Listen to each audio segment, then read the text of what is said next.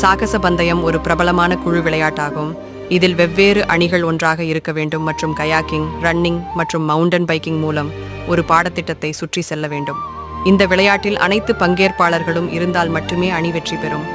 ஒன்றாக வேலை செய்யும் திறன் மற்றும் மன ரீதியாகவும் உடல் ரீதியாகவும் எளிதாக பாடத்திட்டத்தை வழிநடத்தும் திறன். பந்தயத்தின் நீளம் மாறுபடலாம். சாகச பந்தயங்கள் சில மணி நேரங்கள் அல்லது பல நாட்களுக்கு ஓடலாம். சாகச பந்தயத்தின் வேர்கள் மிகவும் ஆழமானவை மற்றும் 1968 ஆம் ஆண்டில் முதலில் நடைபெற்ற 2 நாள் கரிமோர் சர்வதேச மலை மராத்தானின் சில புள்ளிகளுக்கு வழிவகுக்கும். இது நவீன சாகச பந்தயத்தின் பிறப்பாகவும் இருந்தது. 2000 ஆண்டுகளின் ஆரம்பத்தில் அட்வென்ச்சர் ரேசிங் என்பது மிகவும் பிரபலமான விளையாட்டாக மாறியது. மேலும் பல புதிய எதிர்வினைகள் மற்றும் உலகத்தரம் கொண்ட போட்டிகள் உருவாகின. அடுத்த காலங்களில் இந்த விளையாட்டின் வளர்ச்சி நெடுந்தூர போட்டிகளுக்கும் புதிய விளையாட்டு சவால்களுக்கும் வழிகாட்டியது. நன்றி.